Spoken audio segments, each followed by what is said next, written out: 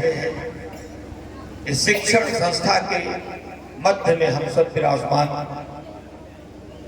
एक चीज आपको याद दिलाता हूं, हमारे सामने जो सपा के प्रत्याशी लड़ रहे हैं मित्रों, इसी व्यवस्था को ललकारा है उन्होंने, ठीक से ललकारा है। आप अनेक चैनलों पर देख लीजिए, शिक्षक समाज को ही ललकारा है। देश की आजादी से लेकर जब भी परिवर्तन हुआ है देश के भीतर, शिक्षकों अधिवक्ताओं की अग्रिम भूमिका इस देश के भीतर रही है।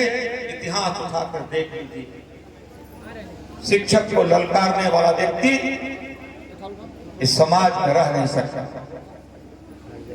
हमसे पत्रकारों ने पूछा था उस दिन कि आप तो राजनीति में काम नहीं कर रहे थे, आपको टिकट में कैसे मिला? हमने कहा कि ये बात तो हमारे नेताओं से पूछी। आप जाकर सकलदीप राजभर से बलिया में पूछिए कि उनको राज्यसभा का टिकट कैसे मिले। आप जाकर पिता बलवंत से पूछिए कि उनको राज्यसभा का टिकट कैसे मिल गया। आप जाकर उन तीनों मुख्यमंत्रियों से पूछिए, छत्तीसगढ़ के, मध्य प्रदेश के और राजस्थान के, वो मुख्यमंत्री कैसे बन गए।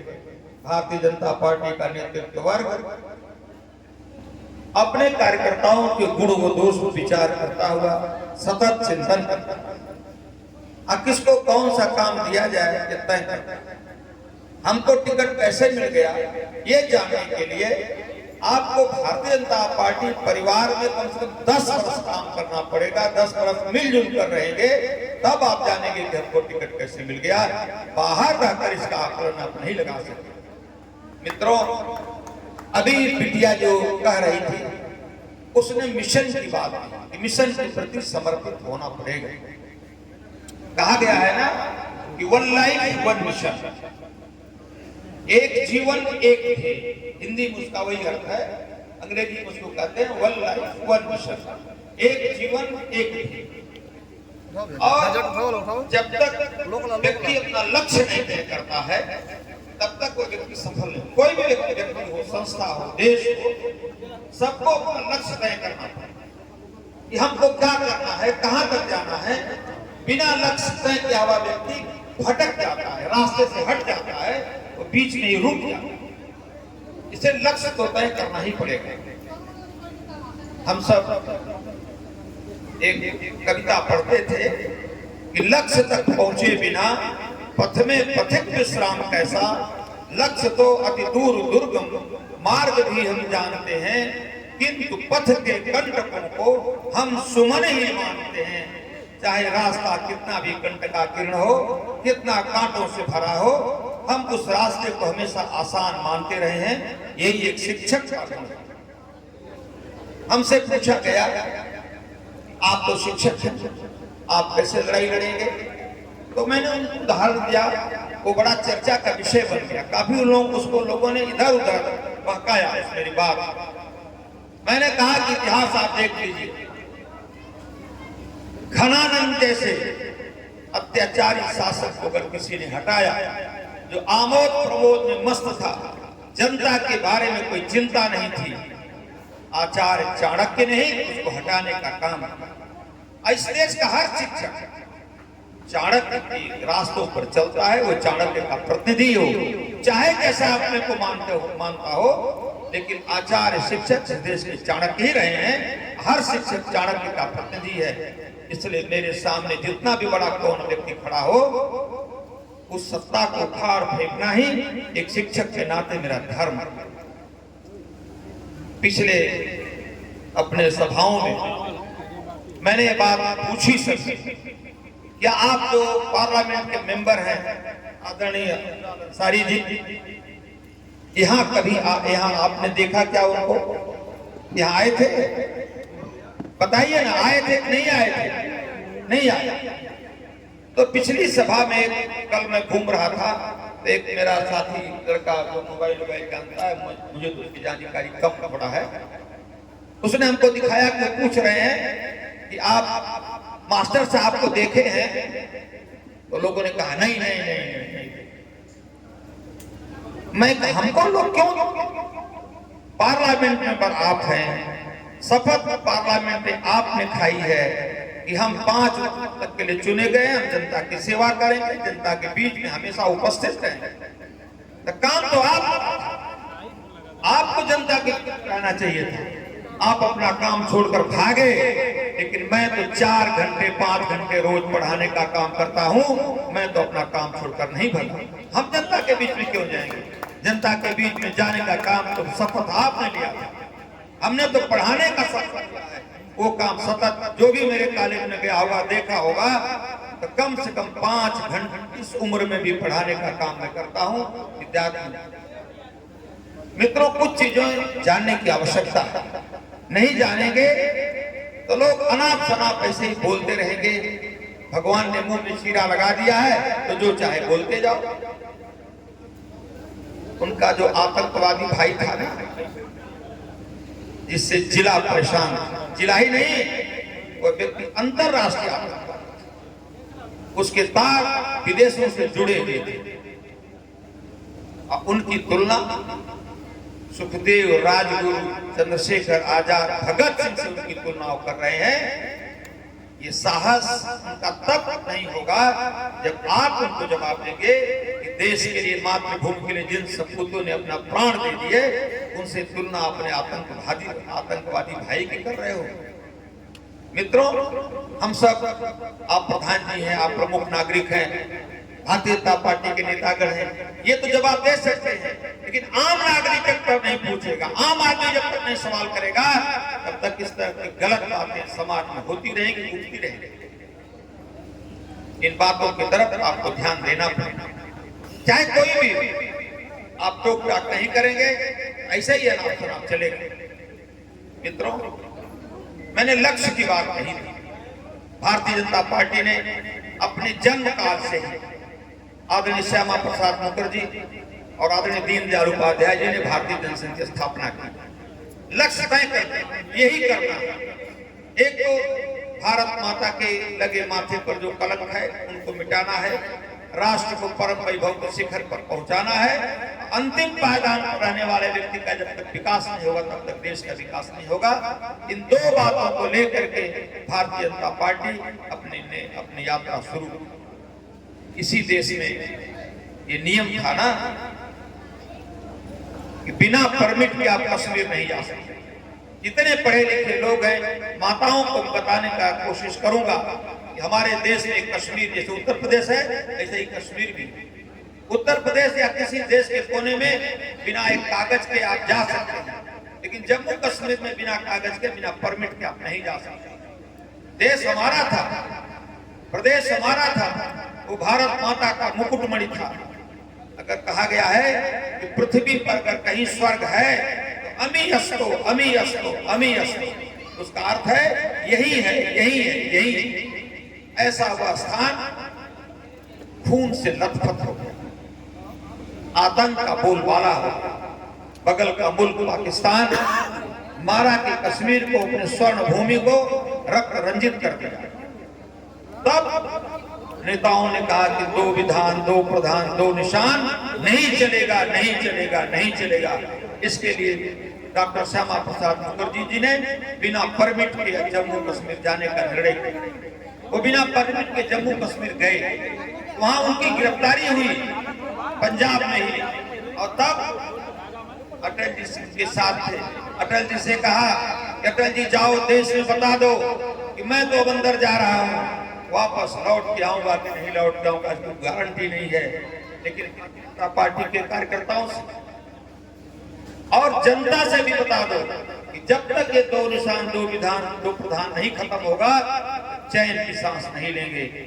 आप लोगों ने, समाज ने संघर्ष किया, 2 प्रधान, 2 निशान, 2 विधान की व्यवस्था हटी इसी देश से। ये कैसे हटी? आपकी बल, आपने जब निर्णय लिया तब हटी। धारा 370 जो भारत माता के सीने में सूल की तरह, कांटे की तरह चुभ रहा।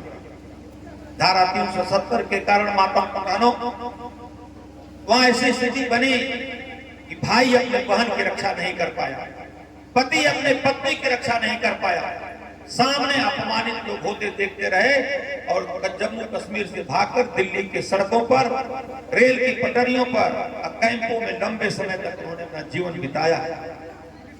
उसी धारा 370 को, जिसको लोग कहते थे कि तो हिमालय पहाड़ की तरह है, ये हट ही नहीं सकती है, जब आपने ताकत दी, अब पार्लियामेंट में पर्याप्त संख्या में भारतीय जनता पार्टी के सांसद पहुंचे, उसी संविधान की व्यवस्था के अंतर्गत देश के गृह मंत्री आदरणीय अमित शाह जी ने प्रधानमंत्री नरेंद्र मोदी जी के नेतृत्व में पार्लियामेंट के भीतर ही, लोग कल्पना नहीं कर रहे थे, ऐसे चुटकी बजाकर धारा 370 को एकदम खत्म कर दिया। देखते देखते खत्म हो गई। और कहा गृह मंत्री को ये कौन सा पहाड़ था, ये तो देश के हित में है। और लोगों ने कहा कि खून की नदी बह जाएगी। खून की नदी तो दूर रही, किसी न किसी को घूर कर देखा भी नहीं। मित्रों, ये क्या है? ये है दृढ़ इच्छा शक्ति, ये है लक्ष्य के प्रति समर्पण का भाव। यही तब काम हो पाता है जब व्यक्ति दृढ़ निश्चय करे। हमको ये काम करना। राम जन्मभूमि का प्रकरण आपके सामने, 500 वर्षों का संघर्ष था। चंद्रगुप्त विक्रमादित्य हमारे पूर्वज थे, उन्होंने कसौटी के 84 खम्भों पर भगवान राम का मंदिर बनवाया था। भगवान राम ने चंद्रगुप्त जी से निवेदन नहीं किया था कि मेरा मंदिर बनवाओ। मंदिर आस्था का केंद्र है, राम हमारी आस्था के केंद्र है। आपने बनवाया था, आपके पूर्वजों ने बनवाया था। बाबर के सेनापति वीर बांकी ने उस मंदिर को तोड़ा। आप तो राज्य कर रहे थे, हम प्रजा थे, आप शासक थे, आप शासन कर रहे थे। मंदिर आपका क्या बिगड़ रहा था? भगवान शिव का मंदिर आपका क्या बिगड़ रहा था? सोमनाथ का मंदिर आपका क्या बिगड़ रहा था? कृष्ण जन्मभूमि आपका क्या बिगड़ रही थी? लेकिन मित्रों, ये वैसा ही है, इसको ठीक से समझिए। जैसे कोई चुन्नू सिंह प्रधान अपने गांव पर हैं, ये दरवाजे पर बैठे हैं, इनके लड़के भी हैं, पूरे इलाके में नाम है। दरवाजे पर जाकर के 2 चांटा कोई लगा के निकल जाए, इज्जत घटेगी बढ़ेगी? बताइए, बोलिए, इज्जत घटेगी कि बढ़ेगी? इज्जत घटेगी। उसी तरह से उस भगवान राम के मंदिर को तोड़कर ऊपर एक ढांचा बनाया, उससे हिंदू सम्मान का, हिंदू नहीं पूरे देशवासियों का मान सम्मान घटाव बढ़ा। इसलिए आवश्यक था एक योग्य पुत्र होने के नाते भारत के देशवासियों का उस ढांचे को हटाएं। 6 दिसंबर 1992 को कल्याण सिंह की सरकार प्रदेश में थी, तो वो ढांचा हटा ही नहीं, उसका टुकड़ा टुकड़ा, एक एक कण पूरे देश के कोने कोने में चला गया। कुछ पता नहीं चला कि वहां क्या था, केवल भगवान राम की प्रतिमा बची। और उसके कारण भारतीय जनता पार्टी की 4 सरकारें चली गई। हिमाचल प्रदेश, मध्य प्रदेश, राजस्थान, उत्तर प्रदेश। कल्याण सिंह जी ने स्पष्ट घोषणा की कि 4 सरकारें नहीं, अगर 40 सरकारें चली जाएं, राम के नाम पर कोई समझौता नहीं है। राम तो हमारी आत्मा है, राम तो हमारे आत्मा के कितने हैं, राम तो जन्म से लेकर अंतिम समय तक केवल राम ही राम है। मित्रों, यह है लक्ष्य के प्रति समर्पण। दूसरा, आम जन के जीवन स्तर को उठाना। माताएं बैठी हैं, घर घर शौचालय की बात आदरणीय प्रधानमंत्री जी ने कही। कोरोना काल में ऐसा खराब समय देश के भीतर आया कि हमारे नागरिक, हमारे गांव के लोग जो कलकत्ता में, बॉम्बे में, मद्रास में, दिल्ली में रहते थे, उनको पैदल छोड़कर आना पड़ा घर पर। कोई साइकिल से आया, कोई पैदल आया। तब देश के प्रधानमंत्री ने घोषणा कर दिया कि प्रत्येक व्यक्ति को जिसको आवश्यकता है हम खाने भर अनाज देंगे। आज वही निःशुल्क अन्न आपको आज तक मिल रहा है, आगे 5 वर्ष और भी मिलने वाला। घर घर के शौचालय की बात कही गई थी। जब प्रधानमंत्री ने लाल किले की प्राचीर से शौचालयों की घोषणा की, तो बड़े बड़े लोगों ने कहा कि प्रधानमंत्री को क्या हो गया है, ये शौचालय की बात कर रहे हैं लाल किले की प्राचीर से। लेकिन शौचालय का महत्व वो लोग नहीं समझेंगे जिनके घरों में बढ़िया बढ़िया शौचालय है। शौचालय का महत्व तो हम लोग समझेंगे, हमारे घर की माँ बेटियां बहनें समझेगी। आप कल्पना करिए, जब शौचालय घरों में नहीं हुआ, अब तो 14 के बाद शौचालय हो गए, लेकिन जब 14 के पहले जाइए, मोदी जी के पहले, तो हमारी माताओं को, बहनों को जब सूरज ढलता था, शाम होती थी, तब बाहर जाना पड़ता था। अब प्रातः काल सूरज उगने से पहले बाहर जाना पड़ता था। और अगर दिन में कोई समस्या आ गई तब समस्या होती थी कि नहीं होती थी? होती थी। और जब घर में कल की दुल्हन आई है, कल की दुल्हन आई है, अगर उसको पेट में तकलीफ हुई तब क्या क्या होता था? सब लोग बैठी माताएं बहनें भी जानती हैं, आप पुराने लोग भी जानते थे, तो उसके लिए घर में हमारी माताएं और बहनें कौन सी व्यवस्था करती रही होंगी। मित्रों, यह अति संवेदनशील मामला प्रधानमंत्री ने तोहफा के रूप में पूरे देश को दिया। उज्ज्वला गैस दिया आपको। घर में जब मेहमान आते थे तो चूल्हा फूकते प्रसाद के दिनों में आग नहीं जलती थी, घर में चाय नहीं बन पाती थी, मेहमान उठ के चला जाता था, धुएं से आपकी आंख लाल हो जाती थी, तब उज्ज्वला गैस का माताओं प्रधानमंत्री ने दिया। और उन्हीं को नहीं, आप भी गैस रख के अपने कार में या मोटरसाइकिल पर भोर में 3 बजे लाइन लगाते थे। वो गैस आसानी से आपके सामने मिल गई है। कितने काम गिनाए जाए। किसानों को 6,000 रुपए सम्मान निधि का, 6,000 रुपए में 4-5 बीघे का किसान आराम से खेती कर सकता है। अब एक बोरी खाद के लिए उसको किसी के सामने हाथ नहीं फैलाना है। 270 रुपए एक बोरी यूरिया का। उसी लिए गांव के व्यापारी के पास आप कहते थे कि हमको उधार दे दो, हम तुमको बाद में दे देंगे। ट्रैक्टर की जुताई आप नहीं दे पाते।